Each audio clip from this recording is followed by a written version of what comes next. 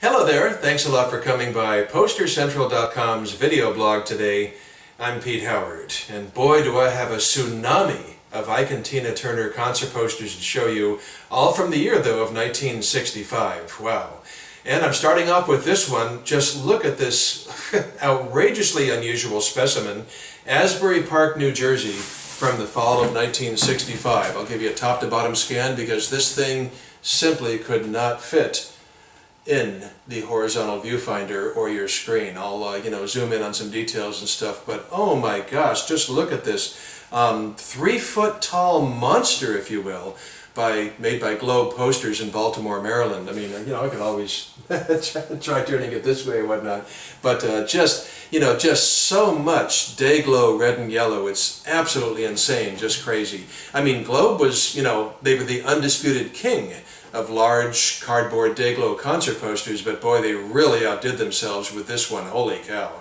And believe it or not, this was a tour blank, really, but only the center portion, right? Okay? There were extra inches of board added to both the top and the bottom to make this so tall and to stuff in other acts. And, frankly, I think that might be unprecedented. I just don't, you always see things added one place or the other. But to be added in both places is just crazy. I can't remember seeing it before, but... Okay, so let's try to get our arms around this one, this monster, if you will. At the very top there, it does say Convention Hall, Asbury Park, New Jersey, Saturday, October 2, couple of shows. Funny, the second one's at 11:30 p.m. Boy, those were the days, weren't they? Remember those things would run all night sometimes, if you were around to experience them. Or certainly, like 2 or 2:30 in the morning was not unheard of, but due to curfews and stuff, you almost never see a show outside of a club starting at 11:30 at night. All seats $250 in advance, and then, wait a minute, what's this? What is this? I've only mentioned Ike Tina Turner. Would you look at that? Martha and the Vandellas, sort of in the venue info printed in and added in. Holy catch, with a photo and a couple of song titles. This is just crazy. I mean, I wonder if Ike and Tina Turner were aware of this sort of like upstaging of them. But how could they argue? I mean, Martha and the Vandellas had 4 top 10 hits up to this point, and we're talking pop, not R&B. Straight, regular mainstream chart, 4 top 10 hits, and Ike and Tina Turner had 0, so I think they kind of had to accept this from the promoter. Interesting on the song title choice for Martha and the Vandellas there, you've got Come and, see that? I'll get in a little closer, Come and Get These Memories. I mean, that was their first single, their first charting single, I should say, back in 1963, and barely squeaked into the top 30. And the other song title is their second single back in 1963. I don't know why. Well, actually Heat Wave, of course, is very understandable. That's a monster top 5 pop hit in '63. But, if you're looking to sell tickets, where's Dancing in the Street from 1964 or Nowhere to Run from earlier this year? Both were much bigger than Come and Get These Memories. But, these choices are made, and we can only speculate now as to why. Then, after that, the actual tour blank portion starts with the yellow, and as you can see, it does say, rather modestly, the world's most exciting show, and then I&TT Productions presents. It doesn't take too much thinking to realize that's Ike and Tina Turner Productions presents.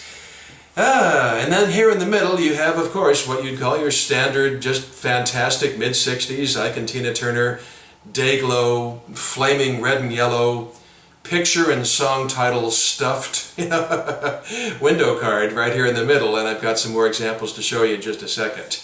And then at the bottom, as I said, add-ons. Look at that, 2 more hit makers down at the bottom. You've got the Jive 5 and Shep and the Limelights, and they both had tasted top 5 success. So, Ike and Tina Turner sort of being blown away chart-wise here on this concert poster, but you know something? If you know anything about the concerts they give, I will bet my bottom dollar that this night, Ike and Tina Turner in the review blew away everybody else off the stage. They didn't have quite the chart hits to play, but they were just killer in concert. So maybe, hopefully they were secure about the whole thing, including this poster.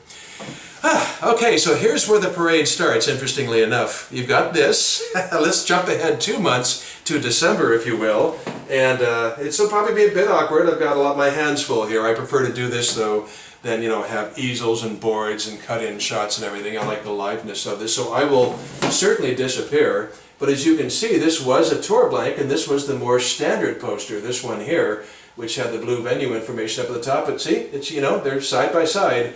It's the yellow box is identical. Now, interestingly, they're both 17 inches wide.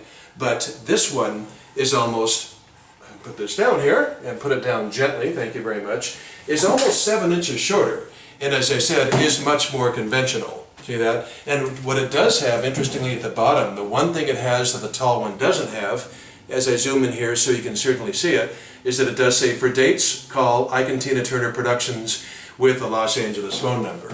So what we do have, of course, also on this, it's funny, I feel like calling, I mean, it has to be called smaller and shorter and more modest, but, you know, by its own, it's a beautiful, gorgeous, large Ike Tina Turner concert poster from 1965. But what you have here, as you can see at the top, is Wednesday, December 8th, a couple of months after Asbury Park, and you've got Denver, Colorado. More to show you, though, more surprises up the old sleeve, okay?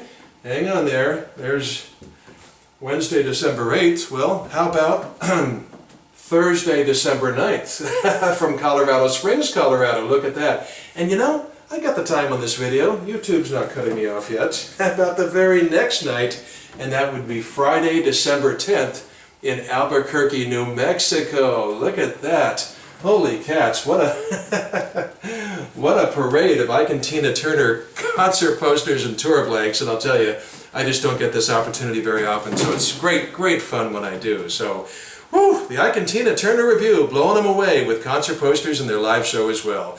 Hope you enjoyed today. It was great fun showing you. Thanks a lot for coming by, and we'll see you again for probably not 4 and definitely not 3 days in a row like this, but for something fun. Take care. Bye-bye.